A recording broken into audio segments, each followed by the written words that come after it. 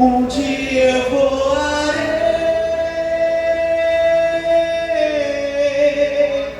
de asas não precisarei, foguete ou disco voador, apenas eu atenderei ao vinde do Senhor.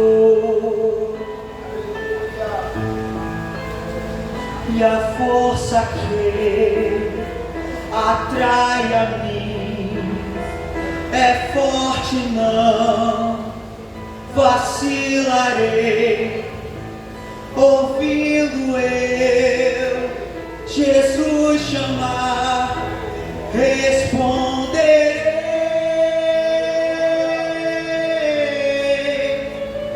Estou, Senhor, a te louvar, louvando então eu partirei ao doce eterno lar, a casa do meu Rei.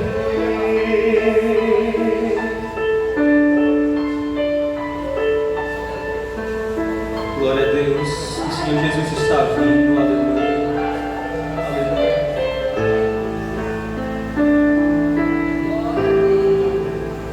E a força que atrai a mim é forte, não vacilarei, ouvindo eu Jesus chamar, responderei.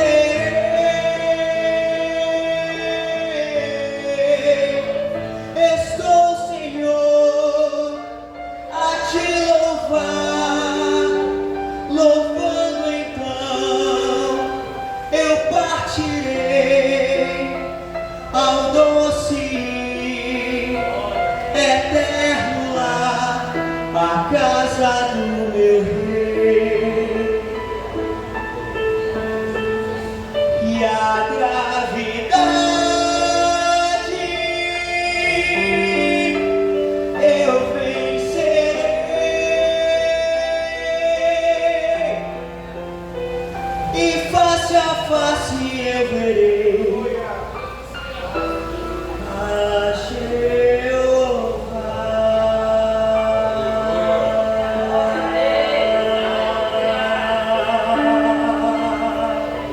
Aleluia. Agradeço a oportunidade em nome de Jesus.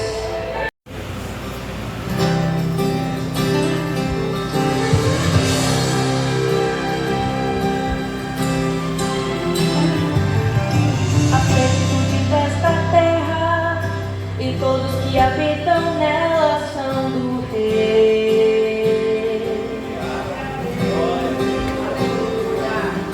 Foi Ele quem criou os mares, fundou os rios e suas margens, sim, o Rei.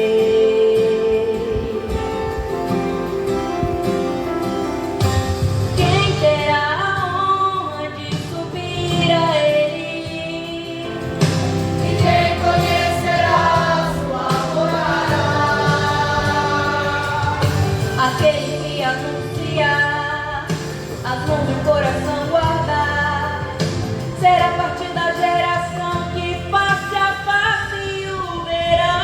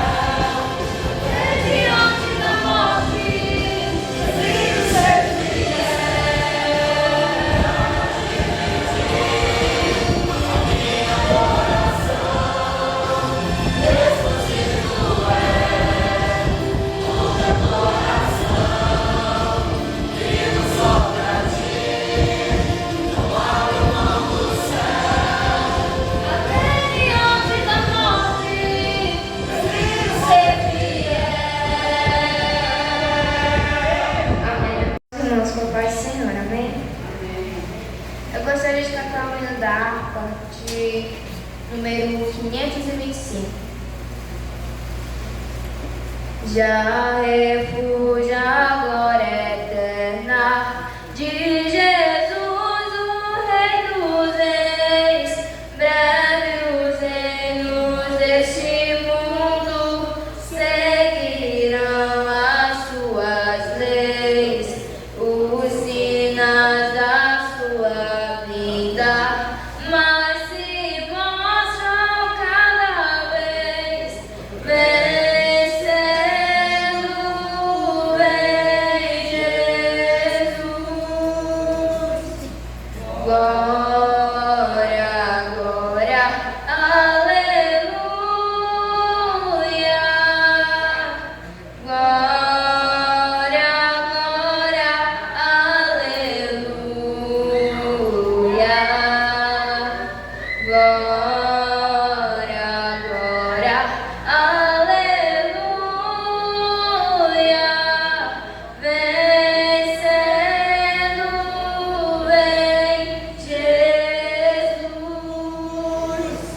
O clarim que chama os crentes, a batalha já sou.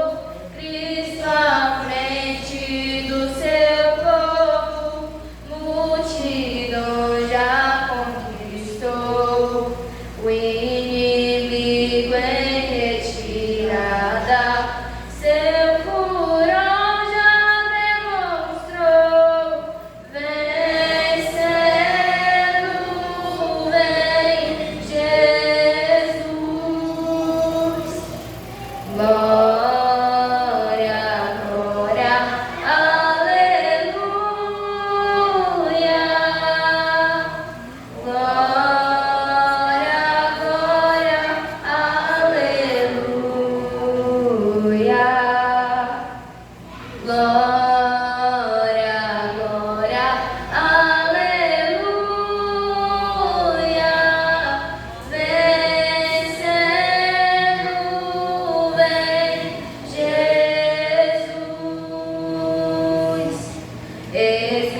Glória refulgente sobre as nuvens descerá, e as nações e os reis da terra com poder governará.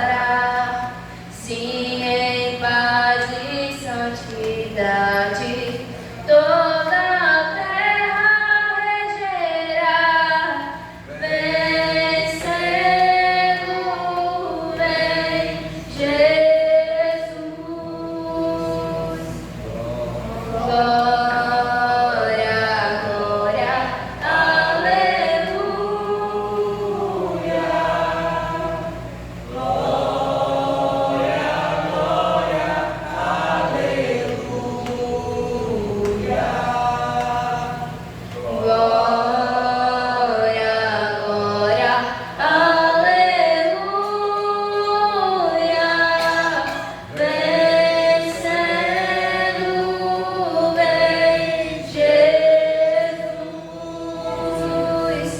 E por fim entronizado, as nações irá julgar, todos grandes e pequenos, o juiz hoje encarará.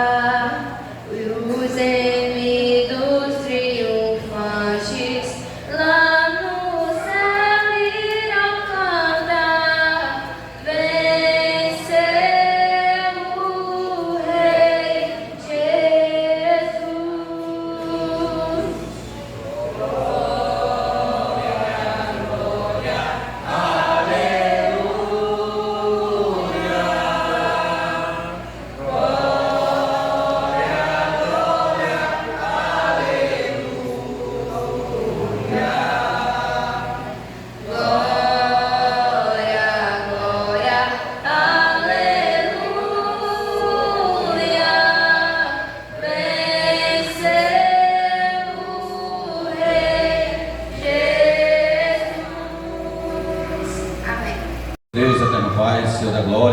Obrigado, Jesus querido, por cada irmão que ofertou e dizimou na tua casa, Deus querido. Continua abençoando, prosperando, Deus querido, as suas vidas, as suas finanças, Deus amado. Senhor da glória, da vitória, continua abençoando cada dia mais, Jesus querido. Prospera de uma maneira toda especial, Jesus, o celeiro dos teus filhos, Deus amado. Abençoa grandemente os teus servos, Deus amado. Abençoa a tua obra, Deus. Continua abençoando os missionários desse encontro no campo, também levando a tua palavra. Não deixa faltar nada, Jesus. Cuida dos teus filhos, Deus. Abençoa de uma maneira gloriosa, Deus amado. Agora, Senhor da glória, te apresento o teu servo, que vai ministrar a tua palavra, Jesus. Usa com poder, com autoridade, Deus querido. Senhor da glória, o que tu já reservaste, Deus querido, aquilo que tu colocaste no coração do teu filho, Deus, para ministrar para a tua igreja, Deus amado. Senhor da glória, usa grandemente o teu filho, Deus amado, em nome de Jesus, amém. Glórias a ti, Senhor Jesus. Salve, amada igreja, com a paz do Senhor. Amém, glória a Deus. O povo crente, né, para estar aqui debaixo dessa chuva. Parabéns pela fé, perseverança de cada um de vocês, da nossa, né? Glória a Jesus. Vamos abrir a nossa Bíblia, igreja, no Evangelho de Lucas, capítulo 24. Orem por mim. Vão orando em espírito aí, que o negócio foi difícil. Já estou aqui, Bruno, me tremendo aqui, nervoso. A gente já fica nervoso com a palavra, né?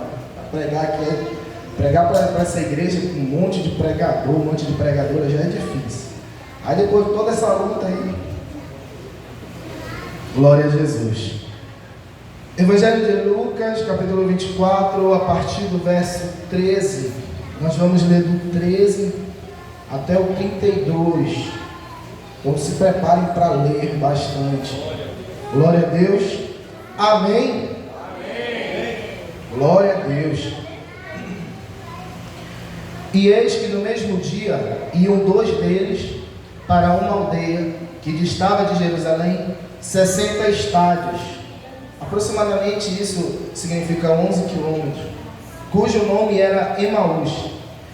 E iam falando entre si de tudo aquilo que havia sucedido. E aconteceu que, indo eles falando entre si e fazendo perguntas uns um ao outro, o mesmo Jesus se aproximou e ia com eles. Mas os olhos deles estavam como que fechados, para que o não conhecessem. E ele lhes disse: que palavras são essas que caminhando trocai entre vós? E por que estáis tristes? E respondendo um, cujo nome era Cleófas, disse-lhes: és tu só peregrino em Jerusalém, e não sabe as coisas que nela têm sucedido nestes dias? E ele lhes perguntou: quais? E eles lhe disseram: as que diziam respeito a Jesus Nazareno, que foi homem profeta, poderoso em obras e palavras diante de Deus e de todo o povo. E como os principais dos sacerdotes, os nossos príncipes, os entregaram à condenação de morte e o crucificaram. E nós esperávamos que fosse ele o que remisse Israel. Mas agora, sobre tudo isso, é já hoje o 3º dia, desde que essas coisas aconteceram. Ainda que também algumas mulheres dentre nós nos maravilharam, as quais de madrugada foram ao sepulcro, e não achando o seu corpo, voltaram, dizendo que também tinham visto uma visão de anjos que dizem que ele vive. E alguns dos que estavam conosco foram ao sepulcro e acharam ser assim como as mulheres haviam dito, porém a ele não viram. E ele lhes disse, aqui é Jesus falando, tá, igreja? Ó necios e tardios de coração, para crer tudo que os profetas disseram. Porventura não convinha que o Cristo padecesse estas coisas e entrasse na sua glória? E começando por Moisés e por todos os profetas, explicavam-lhes em todas as escrituras o que dele estava escrito. Então chegaram à aldeia para onde iam, e ele fez como que ia para mais longe.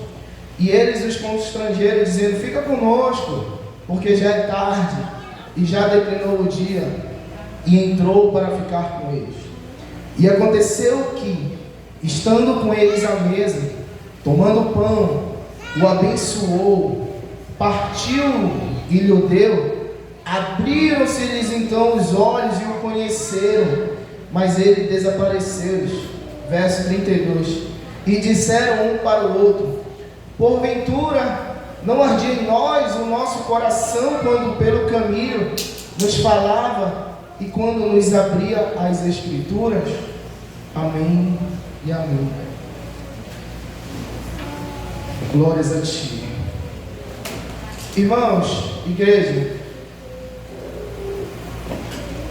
o texto que nós acabamos de ler, ele é muito claro. E ele relata um momento onde Jesus começa a aparecer para algumas pessoas. Jesus havia ressuscitado, algumas mulheres foram ao sepulcro onde Jesus estava ali, adormecido. Chegando lá, elas não encontraram, e elas choraram, se desesperaram. E o anjo do Senhor diz a ela: por que está triste, procurando por aquele que vive entre vós? E elas saem dali maravilhadas e vão falando para algumas pessoas que Jesus já estava vivo, que Jesus não estava lá. E alguns dos discípulos vão até o sepulcro, inclusive Pedro vai até lá e não vê. E em outro evangelho a palavra vai dizer que Pedro fica meio que atormentado, sem entender o que havia acontecido. E esses homens, eles começam a andar pelo caminho. E é interessante que Jesus chega até eles e a palavra diz que eles estavam entristecidos. Imagina, eles estavam ali conversando, provavelmente lembrando de tudo que Jesus havia falado, de tudo que Jesus havia feito. E eles estavam meio que entristecidos porque para muitas das pessoas, para muitos judeus, para muitos israelitas, Jesus ele viria para salvar Israel da dominação romana. Mas Jesus, ele é claro, que ele fala, e ele falou, e ele pregou, que ele veio para nos salvar de uma outra dominação. Não de uma dominação política, não de uma dominação ideológica, mas sim da dominação do pecado. Até antes de Jesus vir a esse mundo, todo mundo que nascesse estava condenado ao pecado, condenado ao inferno. Deveria haver uma regeneração, uma restauração. E essa restauração ela acontece quando todos nós, ou já aconteceu, quando todos nós aceitamos a Cristo. E aqueles homens, igreja, eles andaram com Cristo. Em outras versões de algumas outras Bíblias vai falar que os discípulos caminhavam pelo caminho de Emaús. Ou seja, são pessoas que conheciam, que eram aprendizes do Senhor. Não eram os 12 discípulos ali, ou os 11, né, porque Judas já havia morrido naquele momento, mas eles eram discípulos, e o significado de discípulos é aluno, aprendizes, ou seja, eram pessoas que estavam ali perto de Jesus, eram pessoas que faziam parte daquele ciclo onde Jesus andava, onde Jesus ensinava. E quantos de nós somos essas pessoas? Que nós ficamos perto de Jesus. Nós estamos aqui, Jesus está aqui no meio de nós, Ele habita entre nós, o Espírito dele está aqui. Quantos já sentiram Jesus nessa noite? Quantos já sentiram a presença do Espírito Santo? Aquelas pessoas também eram assim. Há 3 dias atrás, eles estavam na presença dele, mas por um acontecimento, eles se entristeceram. As coisas não saíram da maneira que eles achavam que tinham que ser, e eles se entristeceram. Às vezes as coisas não acontecem da forma como que a gente espera. A gente acha que uma situação ela tem que acontecer daquela maneira, ou a gente acha que a nossa vida tinha que seguir por um caminho, e quando não acontece, ou quando alguma porta não se abre, ou quando a gente pede algo para os nossos pais que eles não aprovam, que eles não autorizam, ou quando um relacionamento não dá certo, a gente se entristece e a gente esquece que existe um propósito para todas as coisas. Até aquele ônibus, aquele Uber, até esse atraso que eu tive ali teve um propósito. Pode ter sido um livramento de Deus durante o percurso. Deus me segura no local e me impede de sair naquele horário para que algo pior não aconteça. A gente não, quando Deus nos tira de alguns locais, de alguns lugares, ou nos impede de entrar em alguns lugares, é porque Ele sabe que não era para você estar ali. Quando uma amizade se afasta de você, que às vezes a gente fica triste porque a gente tem um amor, um apego pelas pessoas, mas a gente não sabe o que aquelas pessoas falavam de nós quando a gente não estava presente. Mas Deus, Ele é onipresente, Ele é onisciente, Ele é onipotente. Ele sabe de tudo, Ele escuta tudo. Onde vocês não estão, lá Ele está. E aquela porta que se fechou, que às vezes você acha que foi fechada por homem, foi fechada por Deus, porque não era para você entrar, não era para você estar lá. E aquelas amizades que ficaram pelo meio do caminho, elas tinham que ter ficado, porque Deus quer que você vá para um outro estágio, e você precisa de determinadas pessoas para te levar a esse estágio. E é interessante, igreja, que quando o versículo fala que os olhos dele estavam como impedidos de o reconhecer, olha que coisa forte que o texto fala. Os olhos estavam como impedidos de o reconhecer. Reconhecer a quem? A Jesus. Jesus estava diferente. Jesus estava por acaso transformado. Jesus era o mesmo ali. Mas o sentimento de tristeza, que o texto diz que eles estavam entristecidos, o sentimento de tristeza, esse sentimento que é muito semelhante, que vem puxando outros sentimentos como o medo, o pavor ou o pânico, que é o mal do século, ansiedade, depressão, síndrome do pânico. Esses tipos de sentimento, eles nos cegam e nos impedem de enxergar aquilo que é óbvio, aquilo que está na nossa frente, que está ali te mostrando. Jesus continuava sendo o Cristo. E é lindo porque ele poderia ter chegado com aqueles homens e ter falado assim: ei, tu não está me vendo aqui? Sou eu. Há 3 dias atrás eu estava do teu lado, tu não me reconhece. Mas aquele sentimento, aqueles homens, ou aquele homem, aquela mulher, o texto não disse se era um homem ou uma mulher, só fala o nome de uma pessoa, Cleófas, então não disse se a outra pessoa era mulher. Alguns teólogos acreditam que era um casal que andava ali. Mas aquele sentimento de tristeza por algo que eles não esperavam que acontecesse, por algo que saiu da forma com que eles não queriam, aquele sentimento os impediu de reconhecer o Mestre. E isso é muito sério, isso é muito interessante a gente analisar, a gente entender que algumas situações não vão acontecer da forma com que a gente espera. E a gente tem que ter a maturidade de entender que se aquilo não aconteceu, foi permissão de Deus. Se aquela porta não se abriu, se aquele relacionamento não foi para frente, se aquela situação que você achava que iria acontecer não aconteceu, foi vontade permissiva de Deus. Assim como aqueles homens achavam que Jesus viria para libertar Israel de uma dominação romana, não aconteceu, e eles ficaram tristes a ponto de não reconhecer o Mestre. E olha que interessante que quando Jesus chega ao lado deles, e a palavra diz que eles estavam como cegos ou adormecidos, como diz outra versão, e impediram de reconhecer a Cristo, Jesus poderia ter olhado para ele e falado assim: sou eu. Mas o que Jesus faz? O texto que nós acabamos de ler, Jesus ele fala: por acaso não te lembra do que os profetas falaram? E ele vai falando que os profetas haviam falado sobre quem? Sobre ele, sobre Cristo.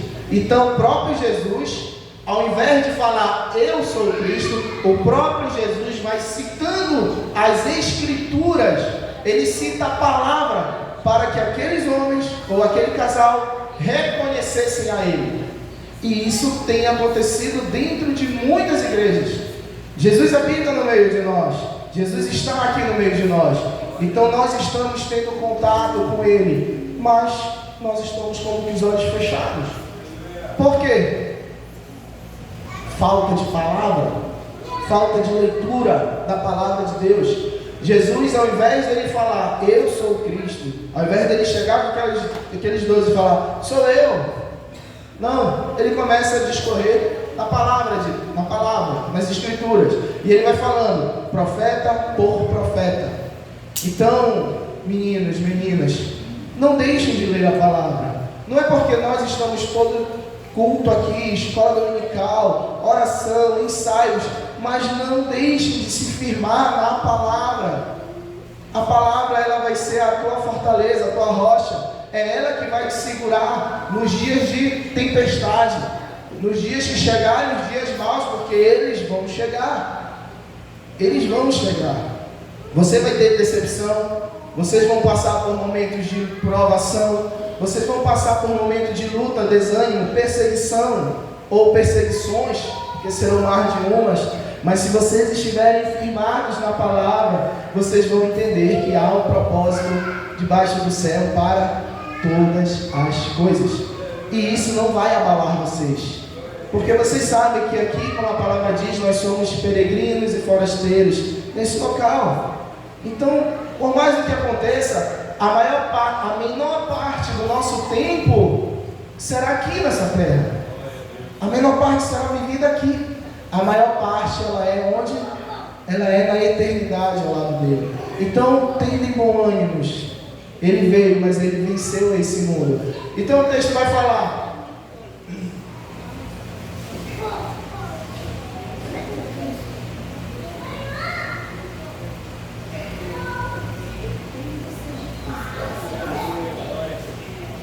aleluia. Então o texto vai falar que os olhos dele estavam impedidos de reconhecer o Mestre.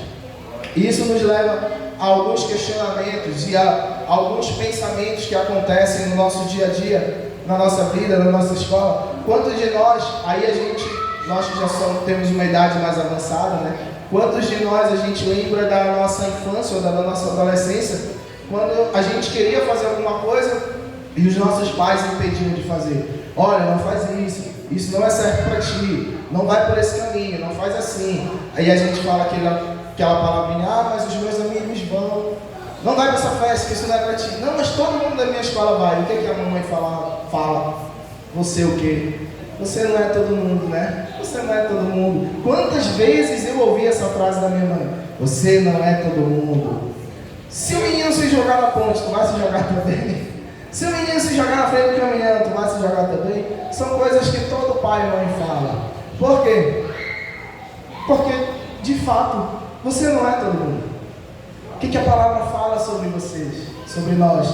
Nação eleita, sacerdote real, geração santa, povo escolhido por Deus. Você já parou para imaginar o que é ser escolhido? O que é ser escolhido por Deus? Dentre todas as pessoas do planeta, existem hoje bilhões de pessoas no mundo, mas você, pequena princesa, você, príncipe encantado, você foi escolhido por Deus para povoar essa terra, para cumprir o propósito que Ele tem para a vida de cada um de vocês. Eu não sei, irmão, qual é o meu propósito. Mateus 6, você já fala: fecha a porta do teu quarto e ora. Se tu não sabe para o que você ainda foi chamado, fecha a porta do teu quarto, dobra o joelhinho e vai orar. Vai pedir para Ele te direcionar para aquilo que Ele quer que você faça.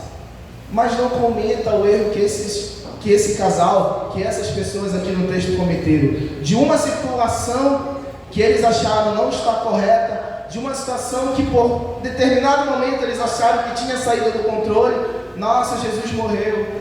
Jesus não cumpriu com aquilo que a gente achava que Ele ia cumprir. Ou seja, aqueles dois estavam colocando Jesus na lente deles, e não eles estavam se colocando na lente do que Cristo quer, do que Cristo enxergava, do que Cristo queria. Muitas das nossas tristezas, dos nossos desânimos, é porque a gente tenta enxergar as situações com os nossos olhos naturais, enquanto a gente deveria enxergar a situação com os olhos espirituais, da forma com que Deus quer que você olhe uma situação.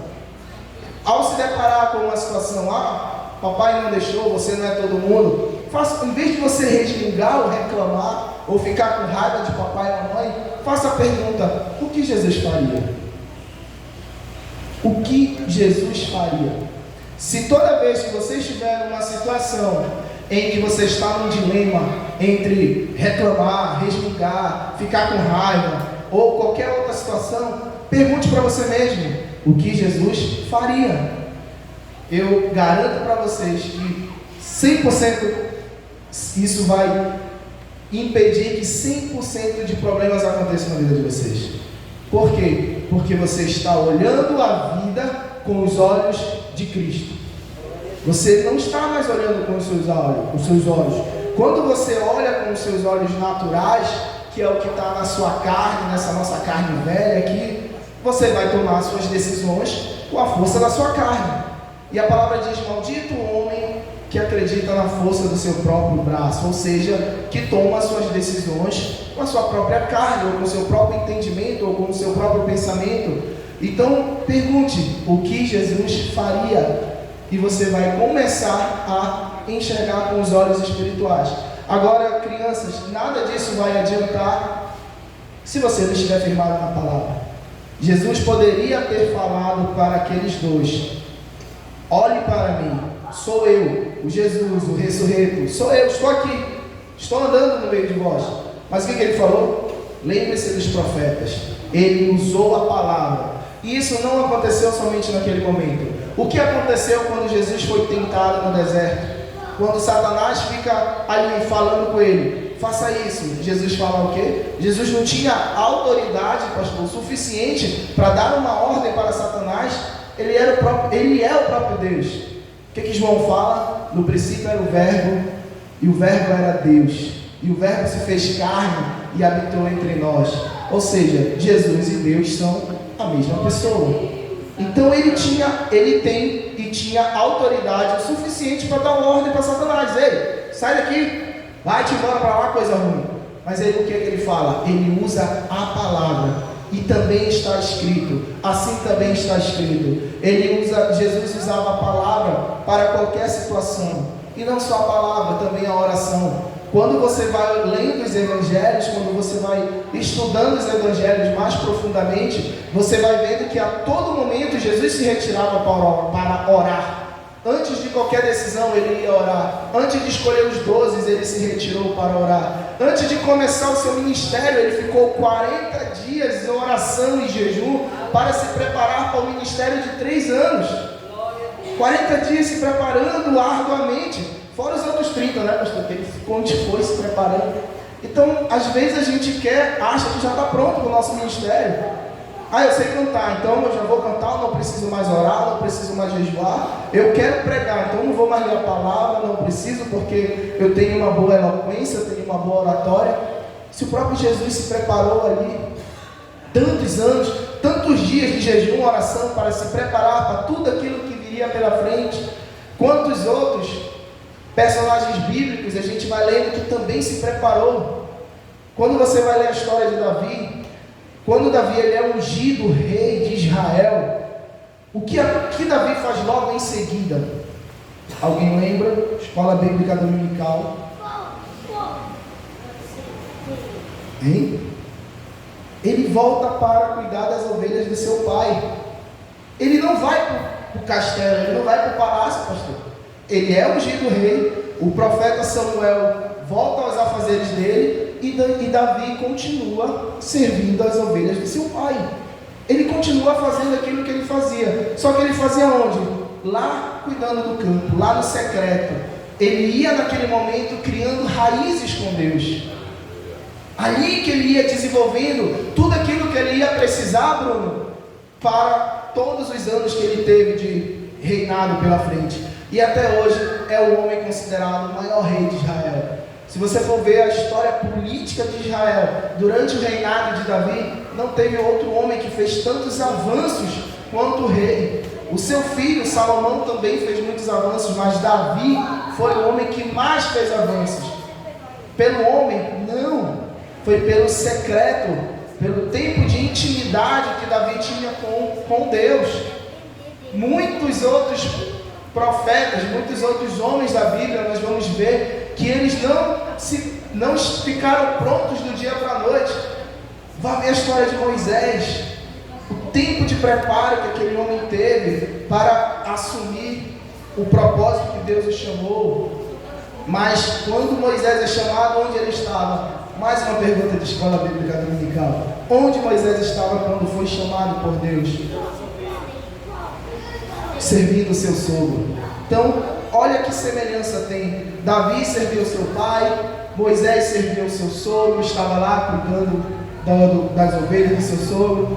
E muitos de nós, a gente não quer lavar uma louça, não quer varrer uma casa, não quer ajudar o pai, não quer ajudar a mãe. Servir. Nós precisamos servir. O próprio Cristo lavou os pés do discípulo. E o Pedro fala, eu não sou digno, né, que o Senhor lave meus pés. Jesus repreende, Jesus fala, e Pedro fala o quê? Então dá um banho logo todo em mim, me molha logo no corpo inteiro. Servir, para a gente entrar em algumas portas que Jesus quer abrir para nós assumirmos algumas posições que Jesus quer que nós assumimos, nós precisamos servir, mas não só lá na sua casa, servir também para o reino. Jesus foi o maior líder de todos os tempos, e não existe uma pessoa que tenha sido mais servo do que o próprio Messias, do que o próprio Cristo. Para a gente encerrar, Jesus ele começa a falar dos profetas. Jesus ele começa a falar da própria Escritura para que aqueles olhos fossem abertos, para que aqueles homens o reconhecessem. Mas aqueles homens só o reconheceram após um gesto de Jesus, que nós lemos aqui. Qual foi o gesto? Ao partir do pão. Quando Jesus ele entra naquela casa, Jesus ia seguir o seu caminho, então ele chama Jesus para estar com eles, e Jesus vai lá servir o pão. Outro ensinamento que a gente tem nessa noite, nós precisamos, além de servir, nós precisamos ter compaixão por almas. Não é só o alimento espiritual, não é só falar, eu vou orar por você. Ajude aquela pessoa. Se tiver de fome, dê de comer. É o que o projeto faz.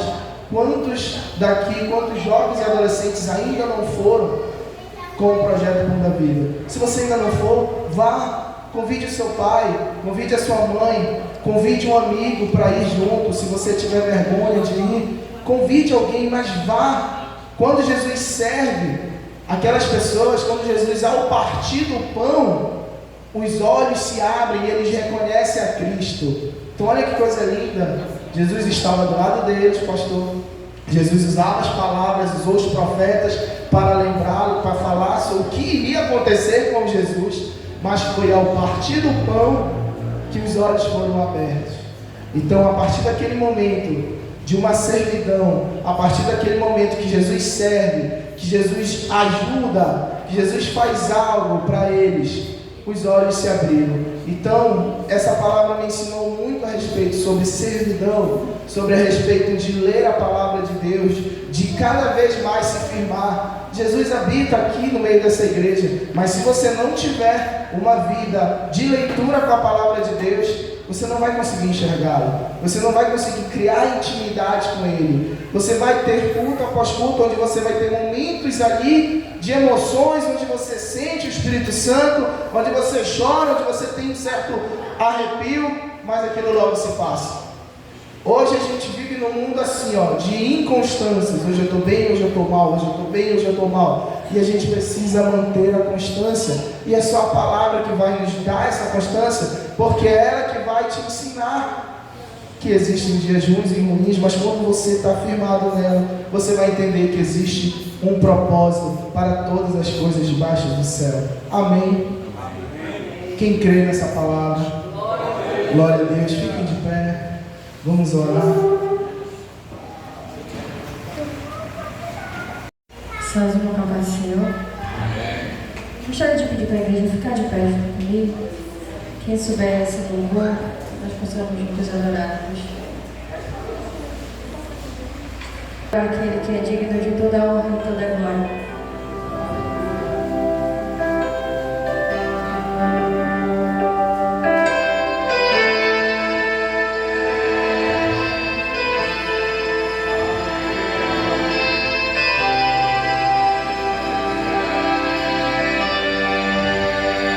O Rei da Glória se despiu da majestade, se assentou com pecadores, em brilho o trono revelou quem saberia que seus olhos viram o universo sendo feito. Quem acreditaria que o seu cetro já seu tempo, homem tão simples, sem ter lugar onde repousar na estrebaria. Não é o melhor lugar para estrear. Quem notaria que sua voz chamou o mundo à existência e aquelas mãos mudou o homem à sua semelhança? Como o cordeiro mudo foi levado ao matador, não tinha glória, seu coração na cruz rasgou, ficou calado, assinou todas as nossas culpas, não tinha manchas no Calvário, não foi maltratado e humilhado, o cordeiro de Deus, mas foi fiel até o fim, que tira o pecado do mundo, revela a eternidade e sua glória em mim. Mas como o leão rugirá e todo olho verá, em glória marchando ele vem, sobre as nuvens ele vem. Ele é o leão e o cordeiro, como foi vencido o céu amou, onde está a morte, a vitória. O cordeiro foi morto, mas o leão ele ressuscitou.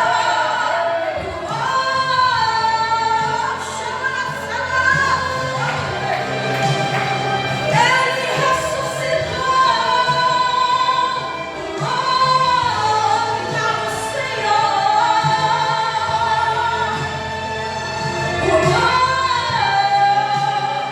Ele ressuscitou.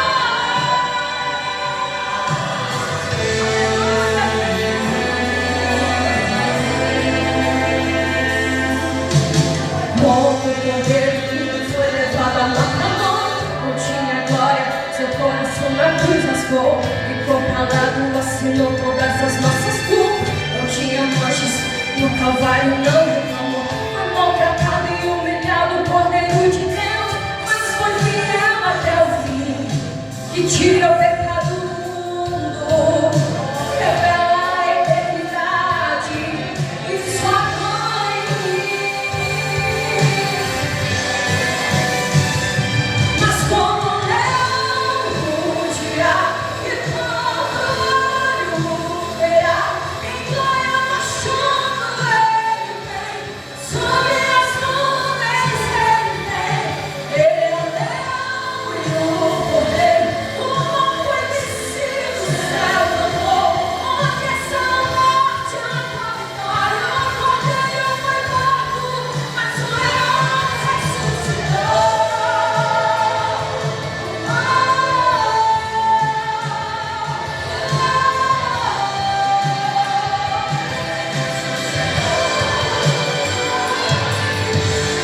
Emmanuel, o verbo rei da eternidade, o pão da vida, eu sou o verdadeiro Deus. Ele é Senhor, libertador e salvador, a rocha eterna, palavra, vida, meu pastor.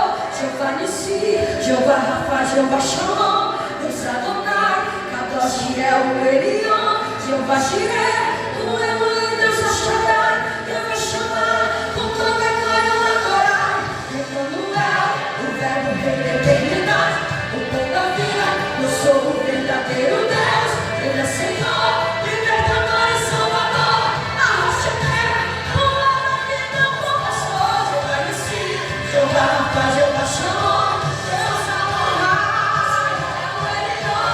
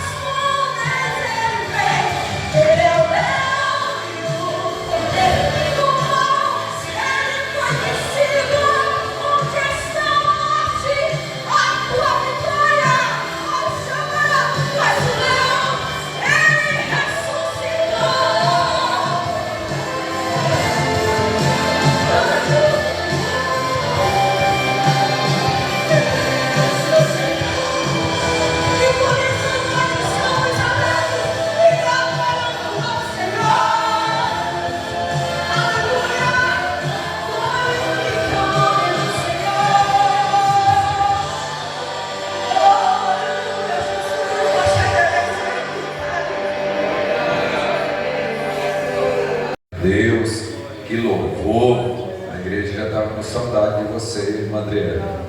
E que bom que você está aqui, estamos todos felizes. E eu sei que Jesus vai continuar cuidando de ti, ouviu? Glória a Deus, Deus continue abençoando o obreiro, os adolescentes, toda a igreja do Senhor. Tem adolescente por aí que diz assim: quem é de Jesus é diferente, precisa ser diferente. É assim, irmã Fátima Simões? Precisa ser diferente. Ah, mas eu gosto disso. Aí vem aquela, aí as líderes vão ensinar, né? Não, minha filha, não, meu filho, mas é desse jeito, é para chegar no céu e tal. Aí começa a ensinar, né? Desse jeito, aí fica todo mundo bem, ninguém fica com raiva. E daqui a pouco aqueles que dizem assim, Arthur, já vem para cá também e dizem: eu quero essa unção aí, eu quero essa glória aí. Glória a Jesus, amém? Deixa eu dizer que amanhã, 8 horas da manhã, vai acontecer o evangelismo, culto aqui na Marechal do Maria Gorete, tá? Aí os adolescentes, o Vinícius vai cantar, sabia? Vai cantar, você vai cantar, o Isaac, 8 horas da manhã, tá? Com os adolescentes, com os jovens, tá bom? A Associação Pão da Vida, o Projeto Pão da Vida vai estar por lá. E sábado tem culto na casa da irmã Márcia, 19h30. Eita, irmã Márcia do céu. E toda a igreja, irmã, está convidada? Então, tá falado aqui, tá? Toda a igreja. E sábado, amanhã, tem um culto do meio-dia, pregadora missionária América. Domingo, 6 horas da manhã, culto na Ceasa. 7h30, escola bíblica.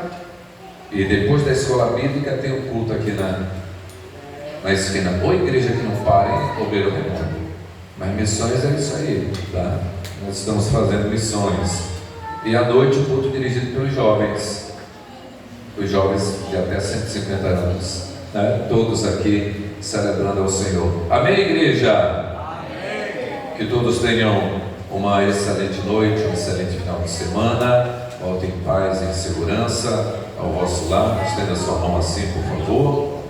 O amor de Deus, nosso Pai, a graça do Senhor Jesus, a comunhão e a consolação do Espírito Santo sejam com todos nós. E o povo de Deus diz: amém. E a vitória é nossa. Se Deus é por nós, podemos todas as coisas. O Senhor é o nosso pastor. E operando Deus, igreja. Amém. Deus abençoe a todos. A paz do Senhor Jesus. Vocês no canal do YouTube, Bruno Francini. Deus abençoe também.